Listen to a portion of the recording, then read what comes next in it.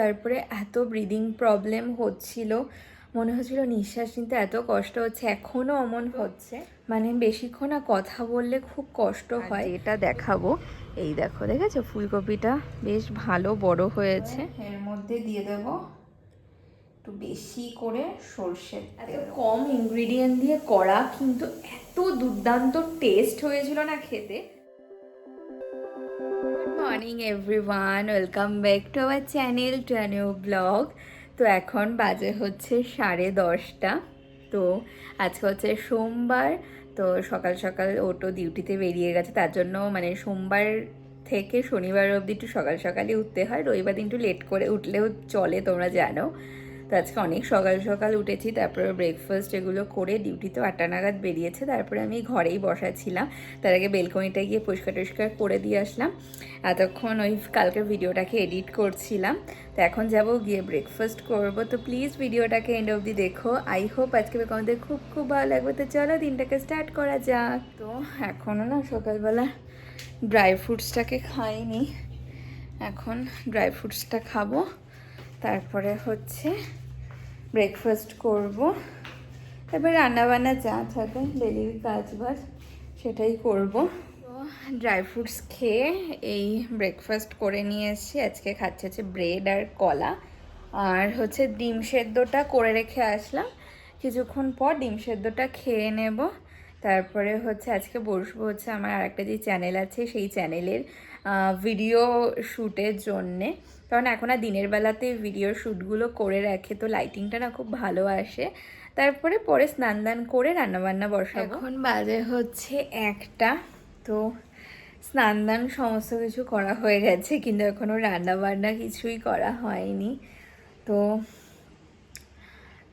Breakfast করে তখনই তো বললাম যে দুটো ভিডিও শ্যুট করার আছে, তো সেই ভিডিও শ্যুট করলাম।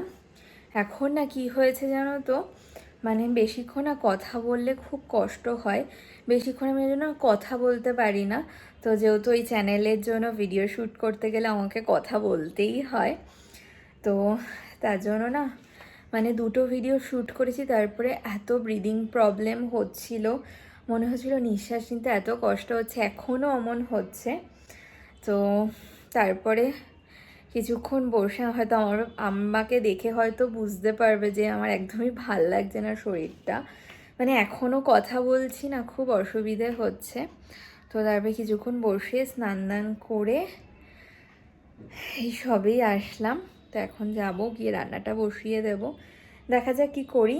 মানে একটা তো ফাইনাল যে চিংড়ি মাছ করব, চিংড়ি মাছের একটা নতুন একটা রেসিপি, সেদিন আর ইউটিউব ঘাঁটতে ঘাঁটতে একটা রেসিপি দেখলাম, তো ওটাই বানাবো। এর আগে একদিন বানিয়েছিলাম, তখন আর কোনো ভিডিও তোমাদের সাথে শেয়ার করা হয়নি। তো আগে মানে রান্নার মানে কাটাকাটি এগুলো করে নিই, তারপরে তোমাদের দেখাবো যে কি বানাচ্ছে। আর খেতে না ব্যাপক হয়, ততটাই ইজি বানানো। তো চলো বানিয়ে নিই খাবারটা, নয়তো আবার চলে আসবে লাঞ্চ করতে। তো রান্নাঘরে এসে রান্নাটাকে অলরেডি বসিয়ে দিয়েছি, ভাতটা বসিয়ে দিয়েছি, আর আমার জন্য না ডিম সেদ্ধটাকে বসিয়ে দিয়েছি। সকালবেলা ডিম সেদ্ধটা করবো করে আর করা হয়নি। আর যেই রেসিপিটার কথা তোমাদের বলছিলাম সেদিনকে না, মানে কিছুদিন আগে ইউটিউব ঘাঁটতে ঘাঁটতে রেসিপিটা দেখলাম। আমার না চিংড়ি ভাপা খেতে খুব ভালো লাগে, কিন্তু এখন না প্রেগনেন্সির জন্য আমি সর্ষে আর পোস্ত জিনিসটা অ্যাভয়েডই করি। মানে একদমই, মানে যতদিন ধরে আমি জানতে পেরেছি আমি প্রেগনেন্ট, ততদিন ধরে আমি সর্ষে না পোস্ত কোনো জিনিসই আমি খাইনি। তো তার জন্য এবার চিংড়ি ভাপা সর্ষে দিয়ে খেতে ভালো লাগে। তো সেদিনকে একটা ভিডিও দেখছিলাম যে পেঁয়াজ আর লঙ্কা জাস্ট একটু সর্ষের তেল আর হলুদ এই কটা জিনিস দিয়ে চিংড়ি ভাপা করেছিল, এবং দেখে না খুব লোভ লাগছিল। তারপর আমি একদিন করেছিলাম, আর সত্যি কথা বলতে এত কম ইনগ্রিডিয়েন্ট দিয়ে করা কিন্তু এত দুর্দান্ত টেস্ট হয়েছিল না খেতে। তো কালকেও চিংড়ি মাছ এনেছিল ওই ইঁচড় করবো বলে, তো আমি ওখান থেকে কিছুটা চিংড়ি রেখে দিই আলাদা করে, যে আমি চিংড়ি ভাপা করবো। সেদিনকে আমার খেতে খুব ভালো লেগেছিলো। তো ভাবলাম যখন আজকে করছি, কেননা রেসিপিটাও তোমাদের সাথে শেয়ার করে। এখানে চিংড়ি মাছ ভালো করে আমি যে মানে কালকেই ধুয়ে রেখে দিয়েছিলাম, আর এখানে দেখো পেঁয়াজ কেটে নিয়েছি, কেটে না একটু হাত দিয়ে একটু পেঁয়াজগুলোকে ছাড়িয়ে নিয়েছি। আর যে যেমন ঝাল খাও তেমন লঙ্কা দেবেন। এই পেঁয়াজ সমস্ত কিছু এর মধ্যে দিয়ে হলুদ, লবণ আর কাঁচা তেল দিয়ে ভালো করে এটাকে মেখে হচ্ছে উনুনে বসিয়ে দিতে হবে। তো দেখো এখানে তো চিংড়ি মাছ নিয়ে নিয়েছি আর পেঁয়াজ আর লঙ্কা কেটে নিয়েছি। যে যেমন ঝাল খাও সেই হিসেবে মানে সেই হিসেবে কাঁচা লঙ্কাটা দেবে। আমরা যেমন একটু ঝালটা বেশি খাই তো সেই হিসেবেই কাঁচা লঙ্কাটা দিয়েছি। আর দেব হচ্ছে পরিমাণ মতো লবণ, আর দেব হচ্ছে হলুদ গুঁড়ো, আর এর মধ্যে দেব হচ্ছে সর্ষের তেল। সর্ষের তেল হচ্ছে এখন কিছুটা দেব, আর রান্না হয়ে যাবার মানে নামানোর পর ওপর থেকে ছড়িয়ে দেব।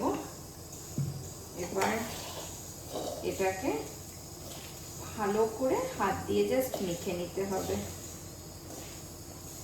হ্যাঁ, এটা কিন্তু চামচ দিয়ে মাখলে হবে না, এটা তোমাদের হাত দিয়েই মাখতে হবে। মানে হাতের মাখাতে যেই টেস্টটা আসবে চামচ দিয়ে মাখলে আই থিঙ্ক সেই টেস্টটা আসবে না। আর আজকে না আমি একটু পেঁয়াজটা একটু বেশি করেই দিয়েছি, বা তোমরা চাইলে, আমি এখানে 2টো পেঁয়াজ দিয়েছি, তোমরা চাইলে একটাও দিতে পারো। তো মাখা হয়ে গেছে, এবার জাস্ট জল দিয়ে দেব।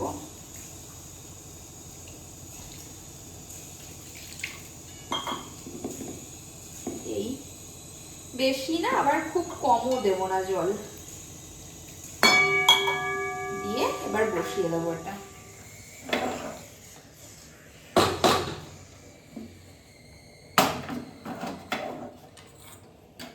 মানে এটাতে কিচ্ছু করা লাগে না, জাস্ট এমন করে বসিয়ে কিছুক্ষণ হাই ফ্লেমে থাকবে, ঝোলটা মানে জলটা ফুটে আসলে এটা হচ্ছে ঢাকা দিয়ে লো ফ্লেমে রেখে দেবো।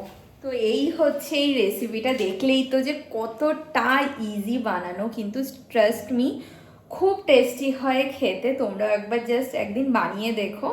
তো এটা হতে ওই 5 থেকে 10 মিনিট লাগে, তারপরে নামিয়ে নেবো। লাস্টটা নামানোর আগে শুধু একটু কাঁচা তেল ওপর থেকে ছড়িয়ে দিতে হবে, ব্যাস এইটুকুই, আর কিচ্ছু না।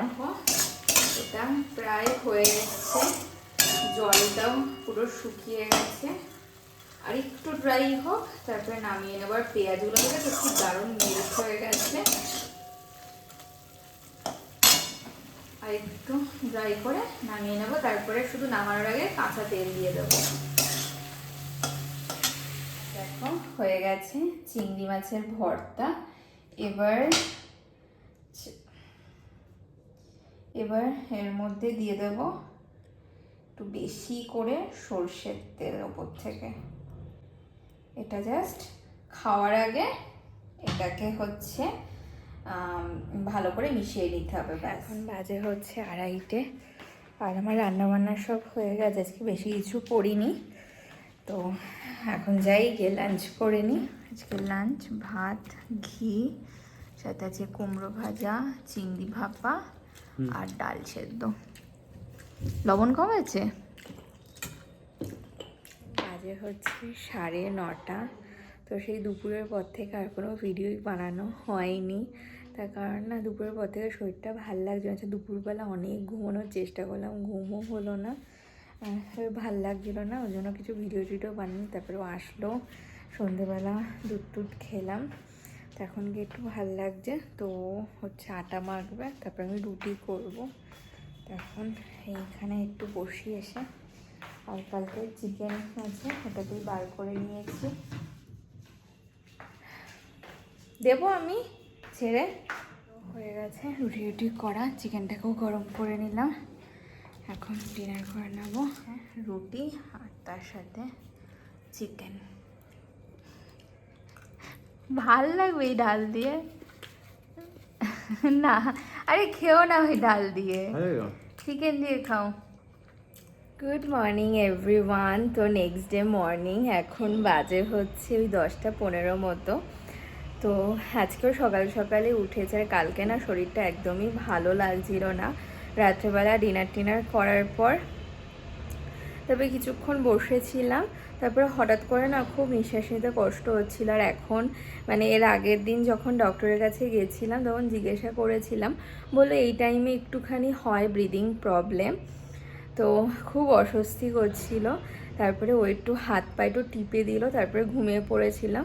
তো আজকে সকালবেলা উঠে বেশ ফ্রেশ লাগছে। আর এখন না এমন হয় এক একদিন এত মাঝে মাঝে শরীর খারাপ করে, আর এক একদিন শরীরটা খুবই ভালো থাকে। তো হচ্ছে সকাল সকাল উঠে ও তো ডিউটিতে গেল, আমি এখনও ব্রেকফাস্ট করিনি, ব্রেকফাস্ট করব। ও ডিউটিতে বেরোলো, তারপরে বেলকনিটাকে গিয়ে পরিষ্কার করে দিলাম। তো এখন যাব ব্রেকফাস্ট করবো। চলো তোমাদের না একটা জিনিস দেখাই, সেই তোমাদের ফুলকপি গাছগুলোকে তো দেখেইছিলাম, আর ফুলকপি বেরিয়েছে সেটাও দেখলাম, দেখাচ্ছি এবার কত বড় হয়েছে ফুলকপিগুলো। মানে গুলো হয়নি, মানে 10টা মতো গাছ 11টা গাছ লাগিয়েছিলাম, 10টা হয়েছে, একটা তো ইঁদুরে খেয়ে নিয়েছে, বাট একটাতেই বেরিয়েছে আপাতত। আর বাদ বাকিগুলো তো বেরোবে খুব তাড়াতাড়ি, কে জানে কবে বেরোবে। হতে পারে আমাদের এখানে গরম পড়ে গেছে, তো এখন না ফ্যানও চালাতে হয়, মানে বেশি জোরে স্পিড দিতে হয় না, কিন্তু হালকা পাতলা ফ্যান চালাতে হয় না, তো খুব অস্বস্তি করে গরমে। তো একটা গাছেই ফুলকপি বেরিয়েছে, চলো তোমাদের সেটা দেখাই আগে। এই যে দেখো, এই হচ্ছে আমার ফুলকপি গাছগুলোর এখন সিচুয়েশন। অনেকই পাতা বেরিয়েছে, আমি ভেবেছিলাম এটা থেকে হয়তো আগে ফুলকপি বেরোবে, কিন্তু এটা থেকে কে জানে কবে বেরোবে ফুলকপি, এখনও তো দেখছি না কোনো ফুল টুল। এগুলো থেকে বেরোবে খুব জলদি। আর যেটা দেখাবো, এই দেখো, দেখেছো ফুলকপিটা বেশ ভালো বড় হয়েছে। তো এবার দেখা যাক আরও বড় কবে হয়, আর সাইজটা কেমন হবে এটা দেখলেই বোঝা যাবে। আর ফুলকপি গাছটা না বেশ সুন্দরও হয়েছে, একদম ঝাঁকড়া হয়ে গেছে। আর এগুলোতে তো এখনও বেরোয়নি, কিন্তু এটা বেশ দেখে ভাল লাগে। দেখেছো কি সুন্দর হয়েছে ফুলকপিগুলো। আর এখানে আমার বগেনভেলিয়ার তো ফুল অলরেডি পড়ে গেছে, আবার দেখা যাক নেক্সট রাউন্ডের ফুল আবার কবে হয়।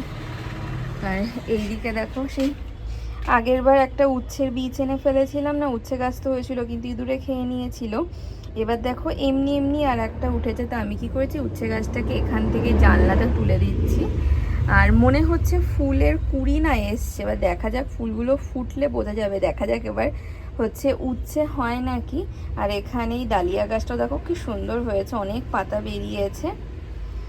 আর নীলকণ্ঠ গাছটা তো এখনও মোটামুটি ঠিকই আছে, দেখা যাক ইঁদুরে কতদিন ঠিকঠাক রাখে। আর এটার মধ্যে দেখো অনেক কটা না চারা উঠেছে, প্রায় 4টে মতো চারা, মানে 5টা মতো চারা উঠেছে। এখানে 3টে, ওখানে তো একটা, আর ওটার সাইডে হচ্ছে আর একটা উঠেছে। এবার দেখা যাক যে গাছটা কতদিন এমন থাকে। রোদে একদমই দাঁড়ানো যায় না, পুরো গা হাত পা জ্বলে যায়। তো এখন যাব, গিয়ে ব্রেকফাস্ট করব। তো আজকের মতো ভিডিওটাকে এখানেই এন্ড করছি। যদি কিছু ভালো লেগে থাকে তো প্লিজ লাইক করো, কমেন্ট করো, এবং অবশ্যই আমাদের চ্যানেলটাকে সাবস্ক্রাইব করে দিও। দেখা হচ্ছে নতুন একটা ভিডিওর সাথে। আজকের মতো টাটা, বাই বাই।